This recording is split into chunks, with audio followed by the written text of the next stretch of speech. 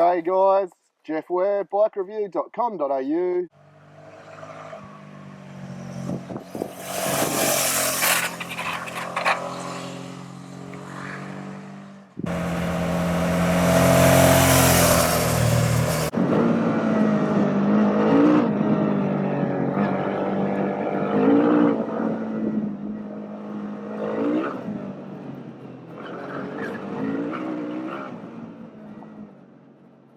I've had a really good day today, cruising around in the Australian bush, checking out the blue sky, the gum trees, and really enjoying myself on this fantastic bike, the 2017 V-Strom 650 XT.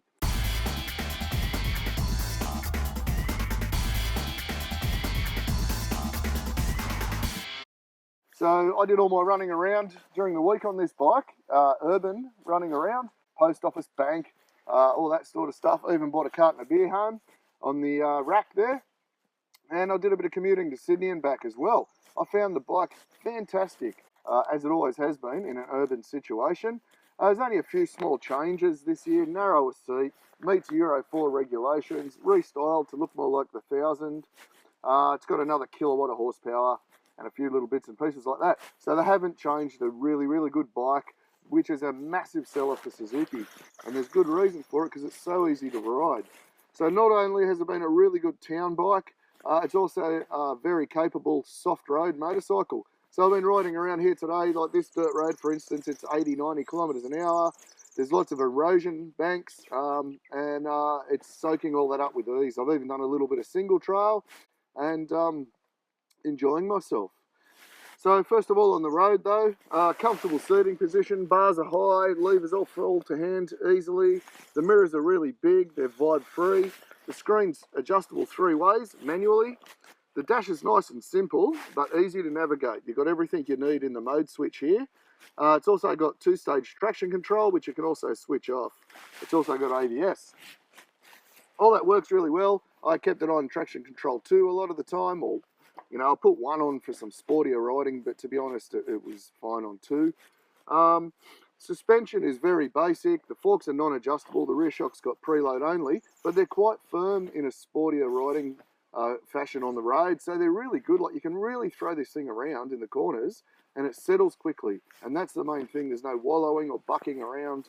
So even though it's cheaper suspension for a lower price motorcycle, it's well controlled and Suzuki have done a really good job there. I wouldn't change it really, to be honest. The brakes, the ABS is fantastic, front and rear. When you really get going hard on it though, there is a lacking in front brakes. I would like some more powerful front brakes. There was a few times there where I thought, oh, I'm going to go a bit deep into this corner, and I couldn't get the bike pulled up. But apart from that, in normal riding situations, really good brakes. The foot pegs have got rubber on the top of them for lack of vibrations. It's got a really nice smooth gearbox. Occasionally the gear lever isn't returning, but this bike's only got 500 k's on it, so we'll let it off.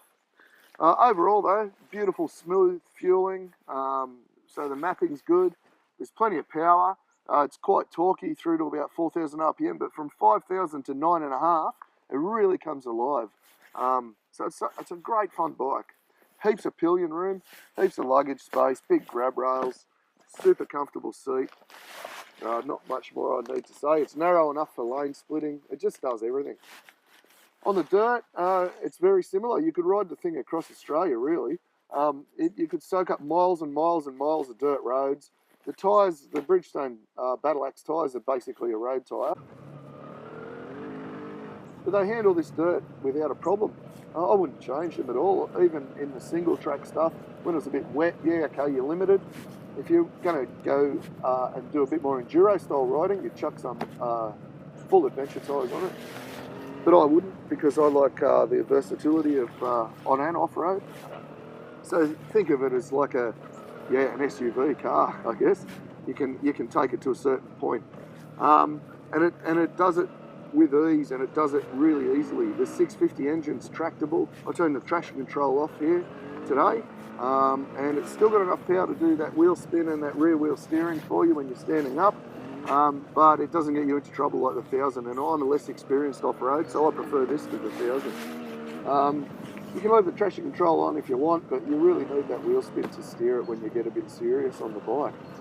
The ABS really impressed me off-road. That's one thing I will say. I was braking quite hard with the front, and you can still push it quite hard on the dirt roads on these tyres before you get any issues with the ABS.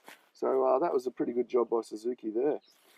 Suspension, the forks got a little bit soft when I really pushed hard, but I've been doing little jumps and everything, and it just handles it all with ease.